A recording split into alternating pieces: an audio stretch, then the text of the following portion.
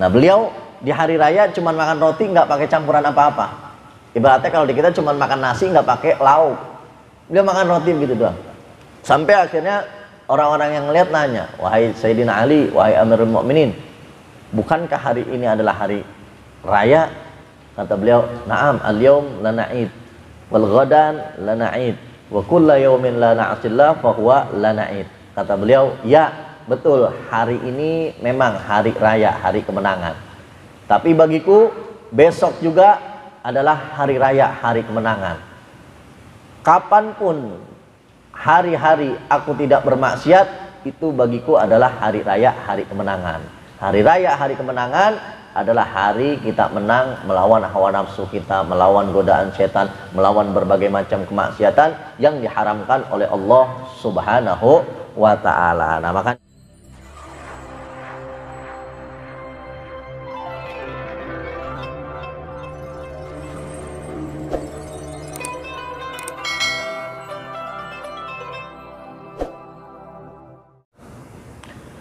alhamdulillah, sore hari ini Allah Subhanahu wa ta'ala kembali kumpulkan kita di masjid yang mulia ini untuk sama-sama menghadiri kajian rutin yang biasa kita adakan, di mana di beberapa pertemuan yang lalu kita tawakufkan atau liburkan sementara karena menyambut bulan suci Ramadan.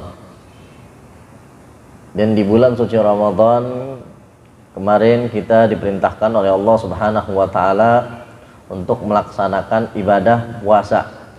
Sebagaimana Allah Subhanahu wa ta'ala nyatakan di dalam Al-Qur'an, ya ayyuhalladzina amanu kutiba alaikumusiyam kama kutiba alal ladzina min qablikum la'allakum tattaqun. Wahai orang-orang yang beriman, diwajibkan atas kalian berpuasa sebagaimana umat-umat terdahulu juga puasa. Agar apa kita diwajibkan puasa? Agar kita menjadi orang-orang yang bertakwa. Nah, dari ayat ini kita bisa mengambil pelajaran atau mengambil kesimpulan bahwa Allah Subhanahu wa ta'ala mendidik kita di bulan suci Ramadan dengan ibadah puasa, tujuannya biar kita jadi orang yang bertakwa. Itu tujuan inti didikan Allah Subhanahu wa ta'ala yang diberikan kepada kita di bulan suci Ramadan dengan ibadah puasa, agar kita menjadi orang yang bertakwa. Nah, tinggal sekarang kita introspeksi, tinggal kita muhasabah, bercermin pada diri sendiri.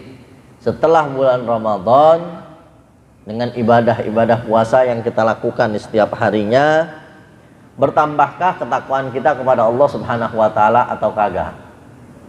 Tinggal kita introspeksi diri, muhasabah, bercermin pada diri sendiri.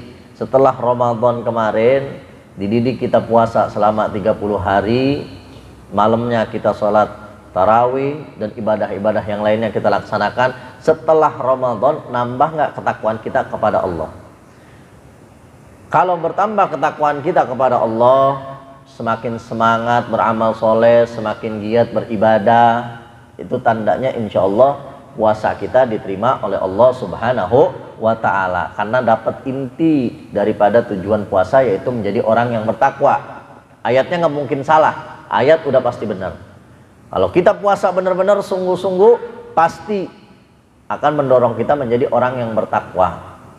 Tapi kalau ternyata Ramadan telah kita lalui, puasa telah kita jalankan, ibadah-ibadah sudah kita laksanakan di bulan suci Ramadan, nggak bertambah ketakwaan kita kepada Allah, begitu-gitu aja, bahkan na'udzubillah malah semakin malas beribadah, tidak semakin semangat beramal soleh, ditakutkan puasa yang kita laksanakan tidak sempurna dan na'udzubillah tidak diterima oleh Allah Subhanahu wa ta'ala. Sebagaimana Nabi SAW beliau bersabda, kam min sha'imin laisa lahu min siyamihi illa ju' wal atash. Berapa banyak orang yang puasa mah puasa, dia meninggalkan makan, meninggalkan minum, menahan lapar, menahan haus, meninggalkan hal-hal yang membatalkan puasa, juga puasa full 1 bulan. Tapi dari puasanya tersebut dia tidak mendapatkan pahala dan tidak mendorongnya menjadi orang-orang yang bertakwa kepada Allah Subhanahu wa ta'ala. Nah, jangan sampai Jangan sampai bulan Ramadan berlalu terus tidak ada efeknya, tidak ada manfaatnya, tidak ada perubahan dalam kehidupan kita, menjadikan kita orang-orang yang bertakwa kepada Allah Subhanahu wa taala.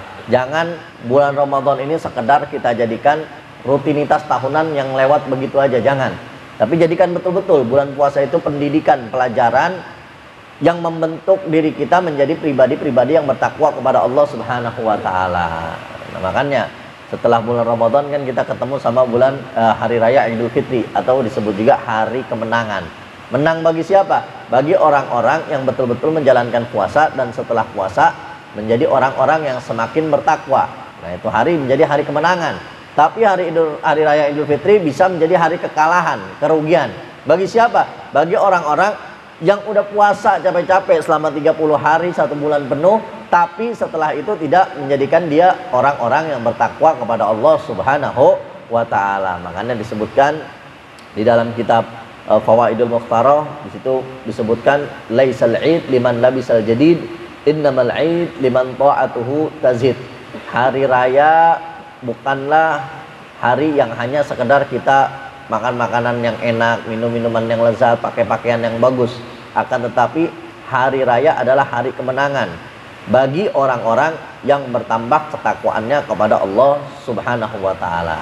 Pernah juga Sayyidina Ali karamallahu wajhah, Sayyidina Ali waktu beliau pimpin umat Islam. Jadi setelah Nabi wafat, kepemimpinan umat Islam dipimpin oleh Sayyidina Abu Bakar As-Siddiq. Setelah Sayyidina Abu Bakar As-Siddiq wafat, kepemimpinan umat Islam dipimpin oleh Sayyidina Umar ibn al-Khattab radhiyallahu anhu. Setelah Sayyidina Umar ibn al-Khattab radhiyallahu anhu wafat, dilanjutkan kepemimpinan umat Islam oleh Sayyidina Utsman bin Affan.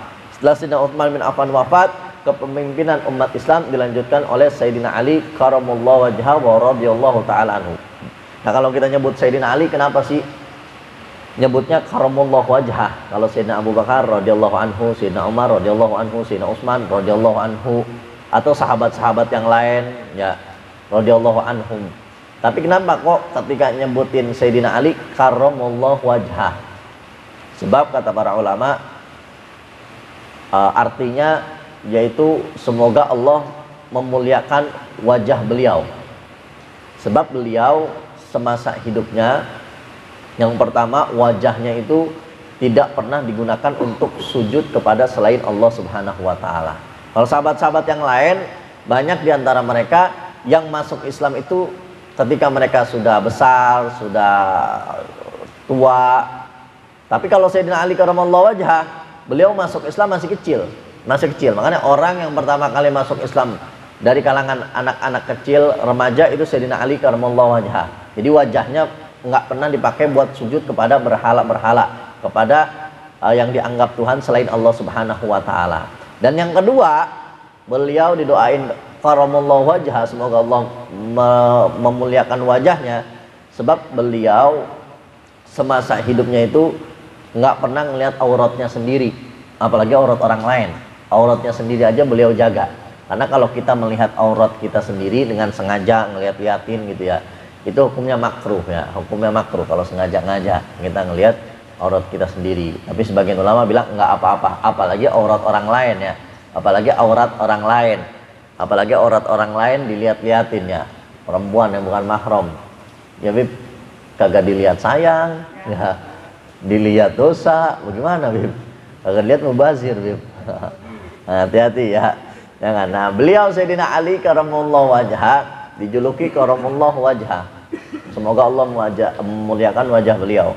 Beliau Sayyidina Ali ketika beliau memimpin umat Islam, ketika beliau menjadi Amirul Mukminin, di hari raya beliau makan makanan yang sederhana banget. Cuman makan roti, nggak pakai campuran apa-apa. Jadi roti di sana itu ibarat kayak makanan pokok, kayak nasi ya di sini ya. Nasi, jadi makanan pokok. Kalau pagi biasanya kalau di daerah Timur Tengah, pagi itu biasa orang-orang sana itu makannya makan roti, malamnya roti, makan nasinya cuma siang. Tapi mereka roti itu atau gandum dianggap juga makanan pokok. Jadi kalau udah makan roti atau makan gandum udah dianggap makan. Kalau kita kan belum ya, mau makan roti satu kardus lagi belum makan ya. Kalau ditanya udah makan belum? Belum, karena belum kena nasi ya. Nah itu kalau kita kudu kena nasi. Kalau di sana selain beras atau nasi, makanan pokoknya juga gandum atau roti. Nah beliau di hari raya cuma makan roti, nggak pakai campuran apa-apa. Ibaratnya kalau di kita cuma makan nasi nggak pakai lauk, dia makan roti begitu doang. Sampai akhirnya orang-orang yang ngeliat nanya, wahai Sayyidina Ali, wahai Amirul Mukminin, bukankah hari ini adalah hari raya? Kata beliau, na'am, al-yawm lana'id wal ghadan lana'id wa kulla yawmin la na'asillah fahuwa lana'id. Kata beliau, ya betul, hari ini memang hari raya, hari kemenangan. Tapi bagiku besok juga adalah hari raya, hari kemenangan. Kapanpun hari-hari aku tidak bermaksiat, itu bagiku adalah hari raya, hari kemenangan. Hari raya, hari kemenangan adalah hari kita menang melawan hawa nafsu kita, melawan godaan setan, melawan berbagai macam kemaksiatan yang diharamkan oleh Allah Subhanahu wa ta'ala. Nah makanya nih, kalau kita pengen tahu puasa kita diterima atau kagak, pendidikan yang Allah telah didik kepada kita di bulan suci Ramadan, pelajaran yang telah diberikan kepada kita dari Allah Subhanahu wa ta'ala, berhasil apa kagak kita, lulus apa kagak, kita lihat keadaan kita setelah Ramadan. Makin semangat nggak beribadah, makin giat nggak beramal soleh, semakin bertambah nggak ketakwaan kita kepada Allah Subhanahu wa ta'ala. Tinggal kita lihat diri kita masing-masing, bukan untuk memponis orang lain ya. Lihat no, habis puasa masih begitu-gitu baik itu orang, itu berarti puasanya kagak diterima, itu kagak bener itu puasanya. Nah jangan, kita belajar itu usahain buat diri kita untuk menintrospeksi diri kita sendiri. Kata para ulama, la takun Ramadaniyah wa qud Rabbaniyah. Jangan kalian menjadi hamba-hamba Ramadan yang rajin ibadahnya di bulan suci Ramadan doang. Ada nih kadang-kadang Islamnya musiman ya, pas Ramadan doang kayak orang Islam, selesai bulan Ramadan nggak kelihatan kayak orang Islamnya ya. Jangan kita jadi hamba Ramadan. Hamba Ramadan tuh maksudnya apa? Yang ibadahnya cuma di bulan Ramadan doang, tapi jadikan diri kita betul-betul hamba Allah Subhanahu wa ta'ala, yang mana Allah Subhanahu wa ta'ala kekal abadi, nggak ada pengakhirannya. Allah Subhanahu wa ta'ala akan terus ada. Jadi kita ibadah itu harus semata-mata karena Allah Subhanahu wa ta'ala, bukan karena bulan Ramadan. Di bulan Ramadan kita rajin banget ya, sholat malamnya, sholat berjamaahnya, sholat sunnahnya. Di luar Ramadan lanjutin kebiasaannya. Di bulan Ramadan kita rajin banget sedekahnya, infaknya, memberi kepada samanya. Di luar bulan Ramadan kita lanjutin juga. Di Ramadan kita rajin baca Qur'annya, rajin zikirnya, rajin wiritannya. Selesai Ramadan lanjutin juga ya. Jangan sampai putus, jangan sampai kita mendapatkan cap hamba Ramadan, tapi jadikan diri kita sebagai hamba Allah Subhanahu wa ta'ala. Begitu juga ngajinya nih, ngaji ya jangan segini-gini aja, kalau bisa ajak lagi yang lain ya, harus meningkat lagi, harus bertambah lagi, harus semakin semangat lagi ya. Itu tanda juga tuh, tanda juga kalau ibadah puasa kita diterima atau kagak, ibadah puasa kita mendapatkan balasan dari Allah Subhanahu wa ta'ala atau kagak. Kita lihat keadaan kita setelah Ramadan. Kalau ngaji kita semakin semangat, semakin giat, semakin rajin untuk ngaji, hadir ke majelis ilmu, majelis taklim, nah itu tanda bahwa insya Allah ibadah kita khususnya puasa di bulan suci Ramadan diterima oleh Allah Subhanahu wa ta'ala. Niatin.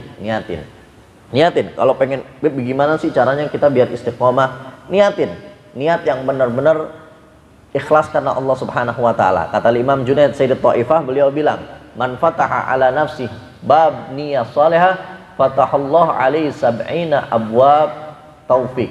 Barang siapa yang membuka dalam hatinya satu pintu niat yang baik, dia mau niat rutin hadir ke majlis taklim, majlis ilmu, pengajian Selasa sore misalnya, rutin dia niat dalam hati pengen rutin, pengen istiqomah, dia betul-betul niat ikhlas karena Allah Subhanahu wa ta'ala, nanti Allah bakal bukakan 70 pintu taufik kepadanya, yang dengan taufik itu Allah permudah dia untuk merealisasikan niatnya. Yang tadinya mungkin sibuk, nggak ada waktu ya, nanti Allah bakal berikan waktu yang luang tuh, yang berkah. bakal berikan waktu yang berkah, yang luang. Pekerjaannya mungkin Bib, pekerjaan anak sibuk banget Bib, nggak ada waktu pisan buat ngaji, buat belajar di majlis taklim, di majlis ilmu. Nanti Allah bakal kasih tuh 70 pintu taufik. Di antaranya akan dipermudah sama Allah. Kerjaannya tetap nyaman, tetap enak, bahkan lebih maju, tapi waktunya juga lebih luang. Karena niat tadi itu baru satu pintu, belum pintu-pintu yang lain. Ya, Bib, ana mah orangnya ngantuk kan Bib, nggak bisa ngaji misalnya ini mah ya. Baru juga 10 menit Bib, ngantuk kalau ngaji itu bawaannya. Enggak, aneh ngantuk mulu Bib. Apa mungkin anak kurang darah kali ngantuk mulu ya? Tapi pas di majlis taklim mulu Bib. Dan nanti bakal Allah Subhanahu wa taala kuatin tuh. Allah bakal angkat mungkin penyakitnya, kurang darahnya dihilangin sama Allah Subhanahu wa taala. Yang penting niat. Kalau kita udah niat, Allah bakal bukakan 70 pintu taufik yang dengan taufik tersebut akan mempermudah kita untuk merealisasikan niat yang kita niatkan dalam hati kita. Niat aja udah. Niat, ya Allah, ana pengen istiqomah, pengen terus ngaji biar enggak libur-libur, biar enggak bolos-bolos ngaji, pengen terus ke majlis taklim, ke majlis ilmu, pengen istiqomah. Nah, dengan niat yang ikhlas itu Allah bakal permudah.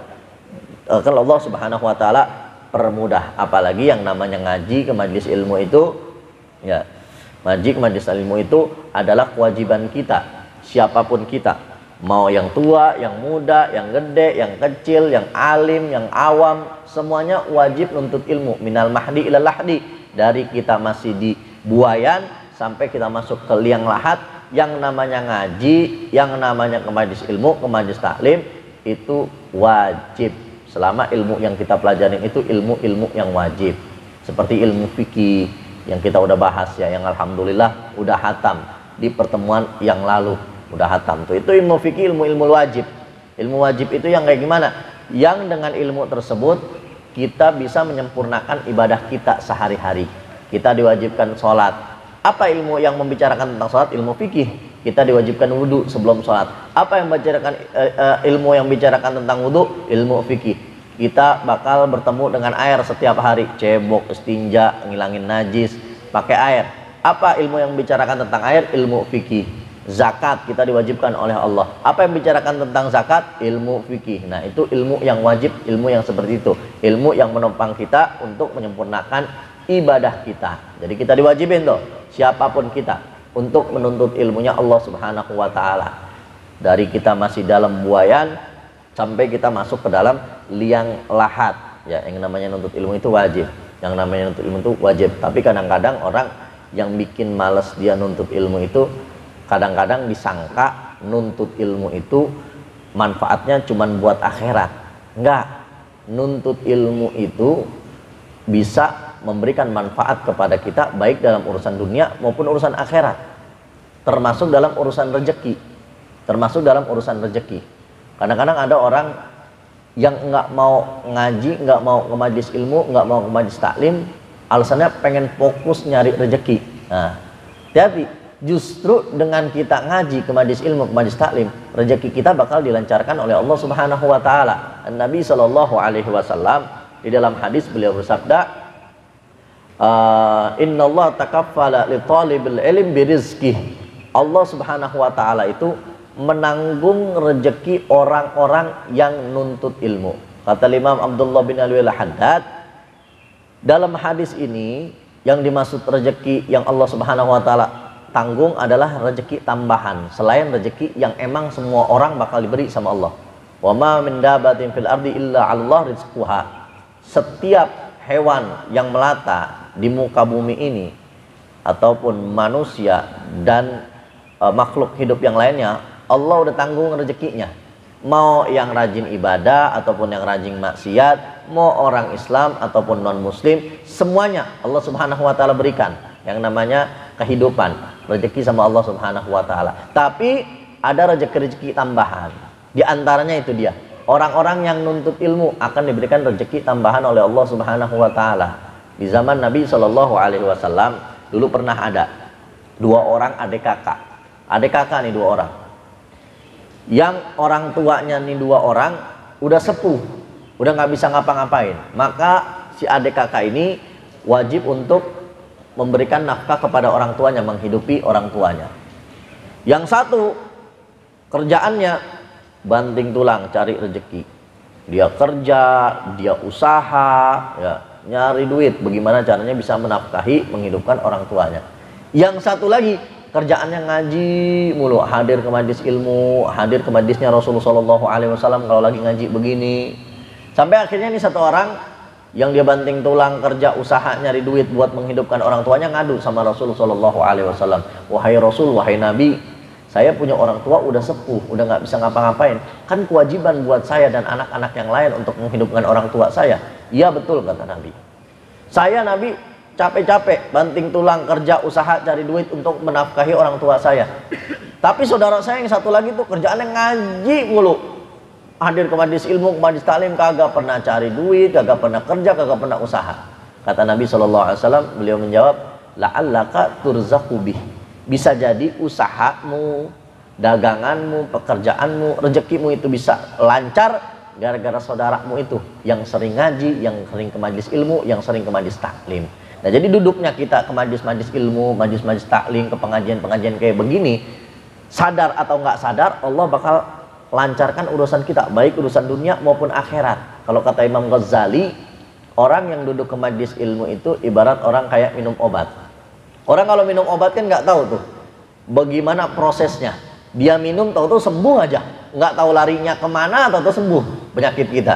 Begitu juga orang yang duduk di majlis ilmu, di majlis taklim, di pengajian-pengajian semacam ini, duduk doang aja, ngerti nggak ngerti, paham nggak paham, ya duduk doang, dia udah duduk betul-betul ikhlas karena Allah Subhanahu Wa Taala, nanti Allah bakal beresin semua segala urusannya, baik urusan dunia maupun urusan akhirat. Mudah-mudahan Allah Subhanahu Wa Taala berikan taufik dan hidayah kepada kita semua sehingga kita bisa istiqamah hingga kita mati dalam keadaan husnul khotimah. Amin ya rabbal alamin. Nah, itu saja dari Al-Faqir. Terima kasih atas segala perhatian. Mohon maaf atas segala kekurangan dari penyampaian. Hadani Allah wa iyyakum ila siratal mustaqim wal afu minkum. Assalamualaikum warahmatullahi wabarakatuh.